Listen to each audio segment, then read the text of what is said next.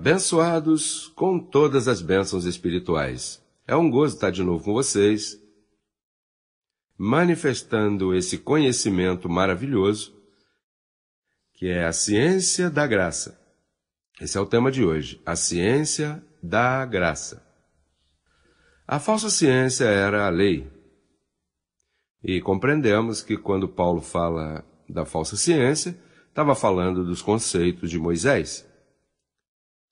Assim que houve uma vez, em João 16, 29, que os discípulos disseram a ele.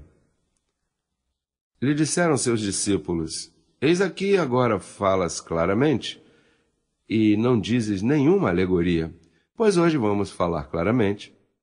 E eu diria que esse é um bom estudo para a imprensa, para os teólogos, para os que nos investigam. Hoje vamos falar da administração dessa ciência, como acontece, como se manifestou naquele tempo e como se manifesta neste tempo. Vamos começar em Efésios, capítulo 3, que lemos um pouquinho deste livro na semana passada. Efésios, capítulo 3, do verso 1 ao 3, diz assim: Por esta causa, eu, Paulo, prisioneiro de Cristo Jesus, por vós, os gentios. Prisioneiro de Cristo Jesus, por vós, os gentios. É específico, porque não era prisioneiro pelos judeus, senão pelos gentios. Porque aos gentios é que foi dada essa verdadeira ciência, a ciência da graça. Então ele diz, se é que haveis ouvido acerca da administração da graça de Deus, que me foi dada para convosco. Ou seja, se vocês ouviram, porque havia muito impedimento para que se descobrisse que foi dado a Paulo esse conhecimento. E ele diz que por revelação me foi declarado o mistério, como antes o escrevi brevemente. Ou seja, que a ciência da graça diz aí que é uma revelação. Foi revelado. Não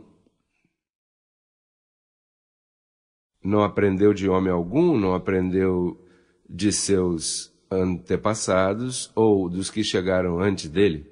Não aprendeu dos apóstolos, somente diz que foi por revelação. Uma vez começa o novo pacto, uma vez Cristo morre e ressuscita, Paulo diz que passa um tempo, se manifesta a mentira da circuncisão. Aparece Paulo no panorama e aí começa o mistério da ciência que foi dada a Paulo por revelação. Ele também diz em Gálatas 1:11, Gálatas 1:11 diz, mas vos faço saber, irmãos, que o evangelho anunciado por mim não é segundo o homem, pois eu nem o recebi e nem o aprendi de homem algum, senão por revelação de Jesus Cristo. Quer dizer que aqui há uma ciência, há um mistério revelado, que para o novo pacto as pessoas pensavam que a manifestação apostólica dos apóstolos anteriores foi ali que começou o cristianismo. Mas não, Deus esperou um tempo, trouxe Paulo. Ele tem essa experiência, então diz, olha, essa revelação é a que eu tenho para os gentios. Paulo aparece no panorama e agora ele diz, bom, eu não aprendi de homem, nem de Pedro, nem de João, nem ninguém. Isso aqui é uma revelação que Deus me deu para os gentios e eu sou prisioneiro para eles. Eu sou especificamente dedicado ao povo gentio. Esse é o mistério que Deus predestinou desde antes dos tempos, dos séculos, para apresentar essa graça a nós, gentios. E devemos aproveitá-la. Por isso também, em Gálatas capítulo 1, no mesmo verso 1, diz Paulo apóstolo, não de homens nem por homens, senão por Jesus Cristo. Que específico, hein? Paulo quer nos deixar saber que o homem aqui não tem participação neste conhecimento. Em outras palavras, que ele fala coisas que nenhum homem experimentou no passado. É uma revelação específica que o Espírito de Deus se manifesta a ele para edificar a Igreja do Senhor.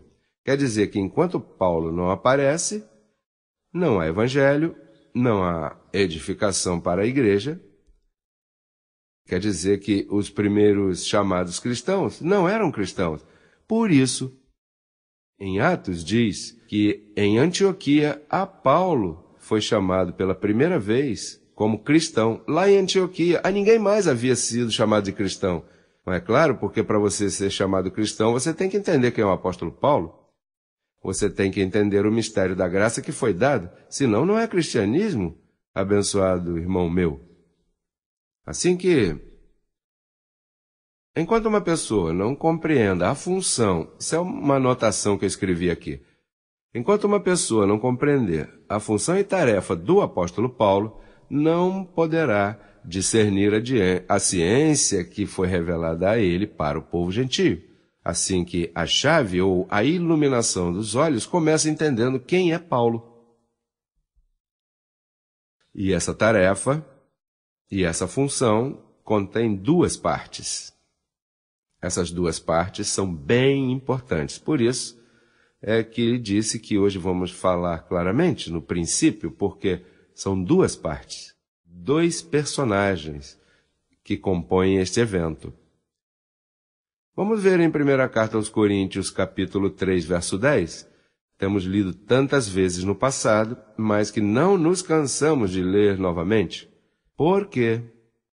Lembre que esse calqueio é também para a imprensa, para os incrédulos, para os teólogos que nos escutam, nos julgam e querem saber mais de nós. Bem, e você sabe que glória de Deus é encobrir-se, e também glória de Deus é dar-se a conhecer. Então hoje temos um ensinamento que pode mostrar a realidade do nosso ministério em qualquer ângulo que a pessoa queira entendê-lo. Diz o verso 10. Conforme a graça de Deus que me foi dada. Esse é o que acabamos de ler, que ele diz, essa graça que me foi dada para vós, gentios, Efésios 3:1. Então essa graça que lhe foi dada, agora ele repete aqui, conforme a graça de Deus que me foi dada, eu como perito arquiteto pus o fundamento, e outro edifica em cima. Então quer dizer que para compreender o mistério que esteve oculto, tem que compreender a Paulo e esse personagem, ou esse outro, que ele não colocou o nome. Ele disse, outro edifica em cima. E logo nos diz que esse outro que edifica em cima tem que ser em cima daquilo que ele deixou. Não pode ser na pontinha, nem do lado, nem parecido. Tem que ser exatamente. Teria que vir um calcador. Por isso é que nós chamamos de calqueio, uma pessoa que viria calcar, ou seja, viria em cima. Você já notou quando você quer fazer um desenho de um mapa e não sabe fazê-lo? Você põe um papel celofane em cima e o traça, vai pouco a pouco, para ficar igual, para que tenha as mesmas medidas? Pois esse outro personagem teria que vir edificar exatamente como estava escrito pelo apóstolo Paulo. Por isso é que em Romanos 2,16, ele especifica e diz que ele julgará no dia em que Deus julgará aos homens conforme a meu evangelho. Essa era a chave. Qualquer um que quiser descobrir se eu estou fazendo o trabalho de apóstolo, o que tem que fazer é observar, olhar o ensino para ver se eu saio de cima desse fundamento que Paulo deixou. Tem que ser em específico. claramente conforme ao evangelho que Paulo deixou escrito. Então, a função desse outro personagem, que ele não colocou nome, seria a pessoa que daria explicação e sentido às cartas que Paulo escreveu. Vou repetir. A função desse outro personagem, que ele não pôs nome, ele chamou de outro, mas não se sabe quem é esse outro, diz, seria a pessoa que daria explicação e sentido às cartas que o apóstolo Paulo nos escreveu, que são 14 cartas. É aí que está o mistério. O Novo Testamento não está de Mateus a Atos, e muito menos de Tiago a Apocalipse. O Novo Testamento está em um mistério, que é algo revelado. Nenhum homem pôde ensiná-lo. Paulo diz que não aprendeu de homem algum. Então é bem importante ter isso bem claro. Isto são instruções que tem que ter cuidado para não entrar na diversidade doutrinal que todas as religiões deste mundo entraram. Agora entendemos a razão que, quando perguntavam, Paulo, por que os apóstolos estão tendo mais êxito que você? Por que eles diferem tanto de ti? Por que o judaísmo é mais forte que o cristianismo que você prega? E então Paulo se viu obrigado a dizer o que ele deixou lá em 1 Coríntios 4:5. Veja o que ele disse. Disse, assim que não julgueis nada antes do tempo, até que venha o Senhor. Esse é o outro personagem. Ele disse, outro edificará, e agora? O destapa aqui, o revela aqui. Ele diz, olha, eu vou dizer uma coisa, eu não entendo porque os apóstolos me fizeram tanto dano, eu não entendo porque o evangelho da circuncisão, que terminou quando Cristo morreu, eu não entendo porque Papai Deus permitiu que os apóstolos pregassem um tempo e depois venha minha conversão mais tarde. Eu não sei porque o Senhor não me trouxe antes que morresse, para eu estar seguro que o único que se pregaria era o que eu recebi. Eu não entendo porque Deus não lhes tapou a boca antes do tempo. Há muita coisa que eu não entendo, mas olha, não julgueis nada. Vamos ler o verso de novo. Não julgueis, diga nada, antes de tempo. Quer dizer que há um tempo que vai poder julgar tudo, até que venha o Senhor. Essa é a espera. Veja se não é assim que Paulo cria que o Senhor já estava às portas para poder, porque ele estava desesperado. Como é possível me revelar isso e demore 2000 anos para chegar? Eu estou seguro que Paulo agora, na nuvem de testemunha, me observa ensinando e explicando esses mistérios e diz, uau, que pensava eu que demoraria tanto tempo, 2000 anos de apostasia? 2000 anos de diversidade doutrinal, onde tudo o que ele escreveu não se entendeu? Bom, e ele resolvia isso assim, não julgueis nada antes do... Olha, eu não posso, eu vim aqui colocar um fundamento e o outro edifica em cima. Mas, Paulo, você não vai começar uma igreja? Não posso, a pressão que eu tenho da parte do judaísmo atual é demasiada, difícil de estabelecer. Ou é difícil ou é que Deus ainda não quer. Assim que, portanto, não julgueis nada antes do tempo, deixem isso assim, até que venha o Senhor. Agora, quando o Senhor vier, Ele vai explicar tudo, e Ele aclarará, e Ele vai definir as intenções dos corações, e Ele dará recompensa a cada um, incluindo-me a mim, disse Paulo. O justo juiz me dará recompensa daquele dia, porque até agora não se sabe as intenções. Eu não posso explicar, tem que vir o outro e explicar.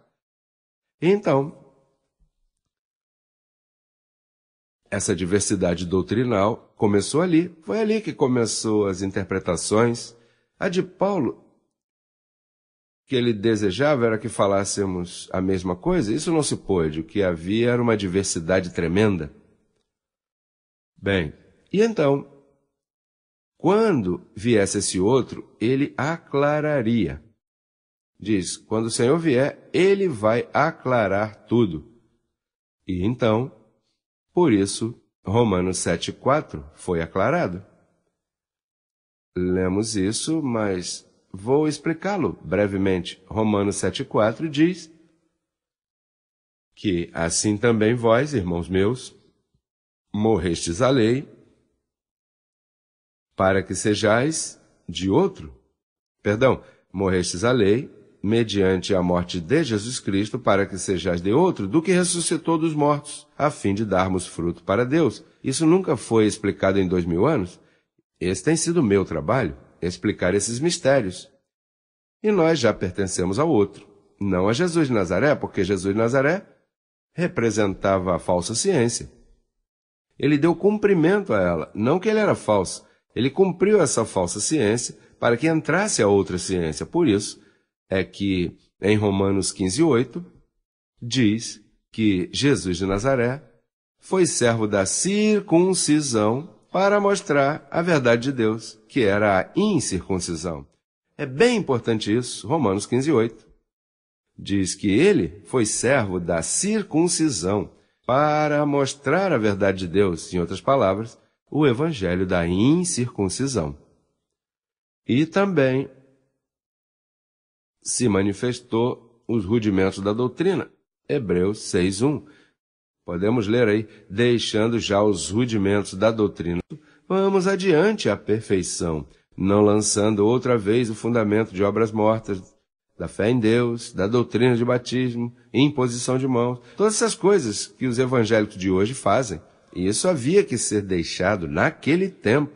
E ainda Paulo escrevendo não se entendeu? Tinha que vir o Senhor para explicar. Então, esse é o segundo passo. O número 3 é os dois fundamentos, que é Gálatas 2,7. A mim, Paulo diz, me foi revelada a verdade de Deus, ou seja, o evangelho da incircuncisão, e a Pedro o da circuncisão. Pedro representava a falsa ciência e Paulo representava a verdadeira ciência. E o quarto passo é que em Gálatas 2,14, Paulo nos revela que Pedro era um hipócrita, porque Pedro quis judaizar aos cristãos. E conseguiu, por isso, diz que, quando vi que não andavam retamente conforme a verdade do Evangelho, disse a Pedro, diante de todos. Isso está escrito, faz mais de 2000 anos, mas não havia se compreendido, até que chegou o Senhor e começou a aclarar o oculto das trevas. Em 2ª carta aos Coríntios 11:13, Paulo finalmente explica e diz, olha, estes são falsos apóstolos. E quem eram? Bom, os únicos apóstolos que haviam ali, falsos apóstolos, que se disfarçam como apóstolos de Cristo e eram falsos. E então, a confusão do livro do Apocalipse, ou mal chamado revelação, porque isso não tem revelação nenhuma, isso foi João que escreveu, um servo da circuncisão. E, por consequência, a destruição da grande rameira, que até agora não aconteceu um ministério na face da terra que tenha podido contra a Igreja Católica. Sempre a Igreja Católica o mata, o envenena, o saca do curso, o elimina. E já tentaram, todas essas provas que eu tenho tido, a imprensa, tentaram tapar minha boca. A única coisa é que esse é o tempo de sua destruição e por mais que tentem, não poderão. Esse ministério vai ver a caída de Roma, a queda de todo esse falso sacerdócio católico romano, que não tem base bíblica nenhuma, que sua doutrina, que acariciam doutrinas como o celibato, que é uma doutrina de demônio, conforme a primeira carta de Paulo a Timóteo, no verso 1 ao 3, diz que isso é uma doutrina que proibirão casar-se, é uma doutrina de demônio, de maldade. E então, isso quer dizer que a ciência da graça, o grande mistério oculto pelos séculos, tomaria lugar com dois personagens, com o apóstolo Paulo e com esse outro, que ele não colocou o nome, mas hoje você já conhece o seu nome. Quanto tempo levou? E é interessante porque o que isso significa é que estamos já logo, logo na consumação de todos os atos de Deus na terra. Então, quando chegou o outro, também descobriu uma nova linguagem. A linguagem do Evangelho da Graça, por exemplo. Você sabe que todo mundo diz, Deus te abençoe, Deus te guarde. Quando o outro chegou, aclarou e disse, não, é abençoado, porque Gálatas 4:9 diz que os que são de fé são o quê? Abençoados. É um termo que já se cumpriu. Deus te abençoe é futuro. Abençoado, e além que Deus te abençoe, é uma palavra da falsa ciência, que Moisés foi quem disse, Jeová te abençoe. Cristo nos abençoou com todas as bênçãos, conforme Efésios capítulo 1, verso 3. E então, também aprendemos que não se diz aleluia. Isso, Paulo foi o único que escreveu e disse que o Espírito que mora agora em nós, vamos buscar Romanos 8, mais tarde te dou o verso, o Espírito que mora em nós clama Abba, Pai, não clama aleluia. E você sabe que aleluia toda religião diz, menos crescendo em graça. Isso é uma má palavra. Isso é uma palavra obscena em nosso ministério. Isso é uma palavra que não se pode dizer por causa dos anjos e por causa do que está escrito. Mas um anjo te escuta dizendo aleluia, te escuta dizendo Deus te abençoe. Olha, pode estar seguro que esse anjo não te serve. Esse anjo não vai te dar serviço, nem vai te dar audiência a essa confissão. E o termo não recebo.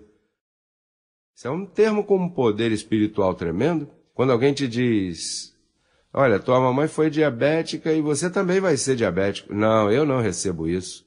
Eu anulo essa confissão. Isso é outra palavra que aprendemos. Também, receba sem limite. Sem limite, não há limite. Receba sem limite, abençoado. Por um copo d'água havia recompensa, disse Jesus de Nazaré. E a medida do evangelho da circuncisão diz que recebia 100 por 1. Imagina no evangelho da incircuncisão. Quanto mais? E também o outro é a cobertura angelical, o serviço dos anjos. Hebreus 1,14 diz, não são todos esses espíritos ministradores a favor dos herdeiros da salvação? Nenhum ministério falava de anjos. Somente quando venha o Senhor, ele aclarará tudo, o oculto das trevas, porque a igreja esteve em trevas até outro dia, até a minha aparição esteve em trevas. Não se conheciam essas grandes verdades.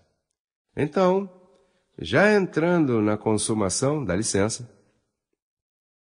uma taça aqui que eu estou procurando o abençoado que me deu de presente. Eu não sei quem foi, mas quem foi, quem tenha sido abençoado, receba sem limite. Entrando na conclusão, essa confissão, vamos ler Hebreus, capítulo 3, verso 1. Em Hebreus, capítulo 3, verso 1, o apóstolo diz que, quando chegasse esse outro, seria conhecido como apóstolo. Diz, portanto, irmãos meus, participantes do chamamento celestial, considerai ao apóstolo e sumo sacerdote de nossa profissão, Cristo Jesus. Quer dizer que viria um homem, que era o outro, que seria conhecido como apóstolo, e que ele seria o sumo sacerdote de nossa confissão. Ou seja, essa confissão que eu tenho te ensinado, essa confissão bíblica conforme ao evangelho da incircuncisão, isso foi ensinado a você pelo sumo apóstolo que é Cristo Jesus, Jesus Cristo homem. Mas para ele ensinar essa confissão, precisava se manifestar, caminhar no nosso meio. Veja todas as coisas que tinha que fazer. Romanos 14:9. Vamos falar agora claramente, como disseram os discípulos. Olha, agora fala claramente, não é alegoria. Veja Romanos 14:9 o que diz. Diz que Jesus Cristo morreu, ressuscitou e voltou a viver. Por que voltou a viver? Porque ele tinha que caminhar entre nós. Diz segunda carta aos Coríntios, capítulo 5, verso 16, que ele habitaria e andaria entre nós. Claro, veja como diz o verso, diz que andarei, habitarei, tinha que habitar para poder ensinar, porque isso leva tempo, aprender tudo isso. A segunda vinda do Senhor viria com esses detalhes.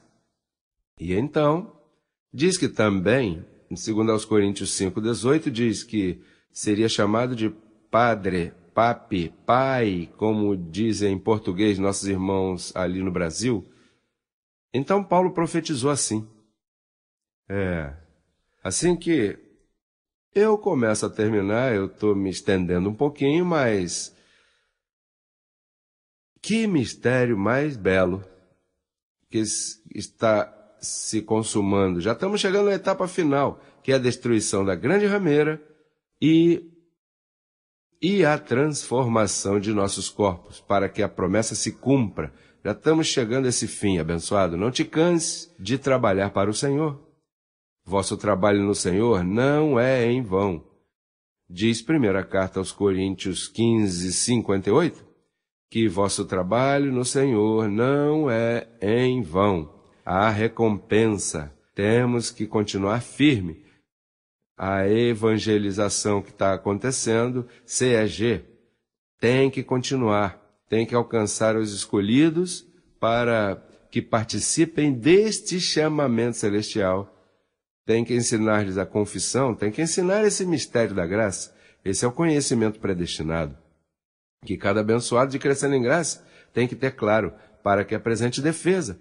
Para quando te digo, olha, vocês são mentirosos, esse homem lavou seu cérebro, esse homem está enganando vocês, esse homem manipula vocês, que você tem uma base. Bom, se me manipulou, olha, me manipulou bem manipulado. Se me lavou o cérebro, olha, me lavou como o melhor detergente. E o melhor detergente que me lavou foi o verdadeiro pacto da graça.